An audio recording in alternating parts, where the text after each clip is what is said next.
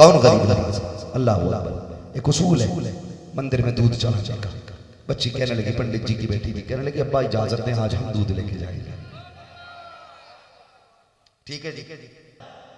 तो पंडित जी की बेटी कहने लगी, अब्बा जी ऐसा है ना, आज मैं दूध लेके जाती हूँ। वे आपने कहा ठीक है बेटी जाइए। बच्ची ने वो दूध में जो बर्तन था लिया, उसमें लोटियां में दूध लेके मंदिर गई और उसने पता नहीं था कि चढ़ाया जाता है कि पिलाया जाता है। बड़ी सीधी लड़की थी पंडित जी की। तो वो गई और उसने जाके कहा कि महाराज दूध पी लो, मगर पत्थर था, कोई खबर नहीं।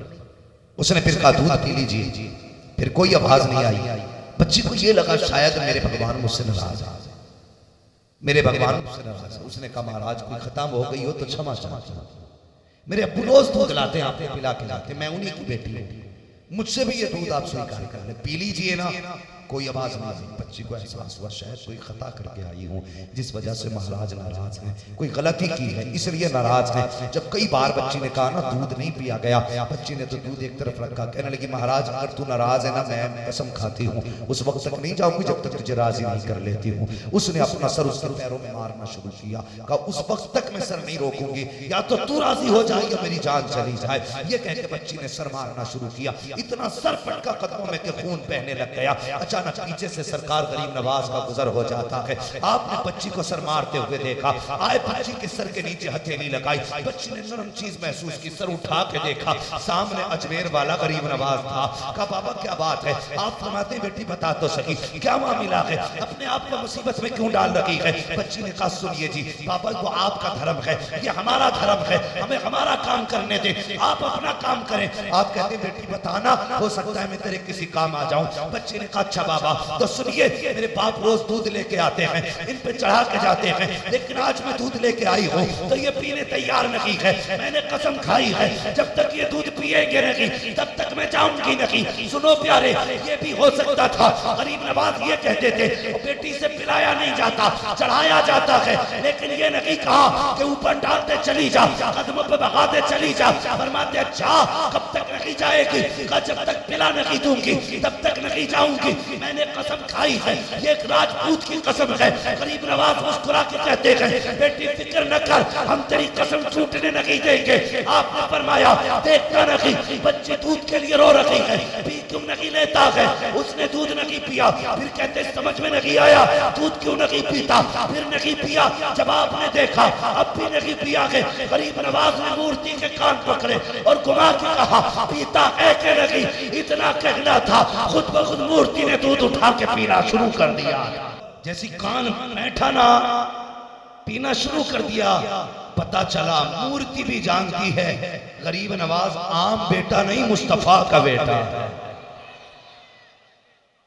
मुस्तफा का बेटा है, उसे भी पता है। अब बच्ची खुशी खुशी घर पलट, समझ गए? बच्ची घर पलटी। बस्ती वाले भी ना बड़े बड़े नलायक होते हैं, सही तो सोच ही नहीं सकते, हमेशा गलती सोचते, इल्ला माशाअल्लाह। हाँ, और देखो अगर कोई यतीम किसी के घर में अगर राशन नहीं है और यतीम बेटी कहीं मजदूरी करने जा रही है ना, तो चार लोग बैठ कर ये कहते पता नहीं कहां जाती है, पता नहीं कहां जाती है, और चौराहे पर बैठ करके चुगली से फुर्सत नहीं, फलां की बेटी तो दिन भर गायब रहती है, पता नहीं कहां जाती होगी, गीबत से फुर्सत नहीं, शर्म नहीं आती। और कभी घर में भी झांक के देखिए कहीं क्यों इसके घर के खाली बर्तन बताएंगे, ये भी बेटी है पर्दे में रहना चाहती थी, लेकिन भूख ने घर में बैठने न दिया, छोटे भाइयों की बीमारी ने बैठने न दिया। जिस उम्र में इसके सर पे दुपट्टा होना था उस उम्र में गरीबी ने इसके सर पे बोझ रखवा दिया है। तुम चौराहों पे बैठ करके उसकी गुर्बत का तमाशा देखते रहे, उसके आने जाने पे तबसरे करते रहे, क्या अच्छा होता कभी गुर्बत को देख लेते, अपने आगे का उठा के गरीब के आगे पहुंचा देते, गरीब भी राजी हो जाता, पैदा करने वाला खुदा भी राजी होता। जब भी सोचा जब ये वापस गई चेहरे पे हंसी थी, मेरे महाराज राजी हो, लेकिन माथे का खून, कपड़ों के खून के धब्बे घर में आई। लोग पीछे पीछे पंडित की बेटी को क्या हुआ, ये खून में भीगी है, खून में भीग के आई है।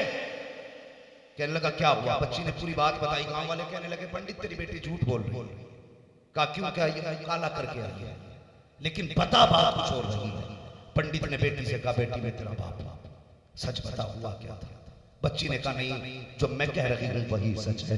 बात बढ़ सी गई, बाप कहने लगा मुझे 60 साल हो गए, आज तक कभी मेरे हाथ से भगवान ने दूध नहीं पिया, तू कैसे पिला के आ गई? कहने लगी अब्बा मैं पिला के आई हूँ। अल्लाह अकबर। बात बढ़ती गई, गांव वालों ने कहा पंडित जी सुनिए, अभी मूर्ति भी वही है, बेटी भी जिंदा है, इससे कहिए अगर आज दूध पिलाया है तो जिसने आज दूध पिया वो कल भी दूध पी सकती है, इससे कहो ये फिर से दूध पिलाए, हमारे सामने दूध पिलाए। बच्ची बेडर थी इसलिए कि उसे पता था जब आज दूध पी लिया है तो कल भी दूध पी लेंगे। ये सोच के बच्ची ने कहा ठीक है मैं कल भी दूध पिलाऊंगी। अगला दिन आया, वही जगह वही मंदिर, वही मूर्त वही बेटी, फिर दूध का प्याला है, लोगों की भीड़ है। कहती महाराज दूध पी लीजिए, लेकिन फिर कोई जवाब नहीं। फिर कहा दूध पी लीजिए, फिर कोई जवाब नहीं। लोग कहने लगे पंडित देख हमने पहले कहा था तेरी बेटी झूठ बोल रही है, अगर दूध पीना होता तो ये पहली आवाज में पी लेते। पंडित की चीख निकली, कहा बेटी अगर इज्जत चली गई है तो साफ क्यों नहीं बता देती? और यार इज्जत इज्जत होती है, चाहे गैर मुस्लिम की बेटी की इज्जत हो या मुस्लिम की बेटी की इज्जत हो, जिसकी भी जाती है इज्जत जाती है, इज्जत के ताने कोई गवारा नहीं करता।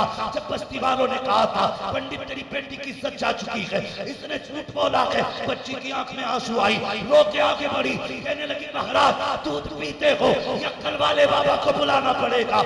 इतना कहना था, फिर से दूध पीना शुरू कर दिया। लोगों ने मंदिर छोड़ा, मूर्त छोड़ी। ये बता ये कल वाला कौन है? हमें भी उसके पास लेके चल। बच्ची लेके उधर कई इधर करीब नवाज गए थे, क्या देखती है वही बुजुर्ग दरख्त के नीचे है, वही महफिल वही भीड़ है, जाके सब कदमों पे गिर जाते हैं। कहा आप महाराज हो? आपने कहा नहीं मैं खुदा नहीं हूँ, अगर इबादत करनी है तो उसकी करो जिसने मोइनुद्दीन अजमेरी को पैदा किया।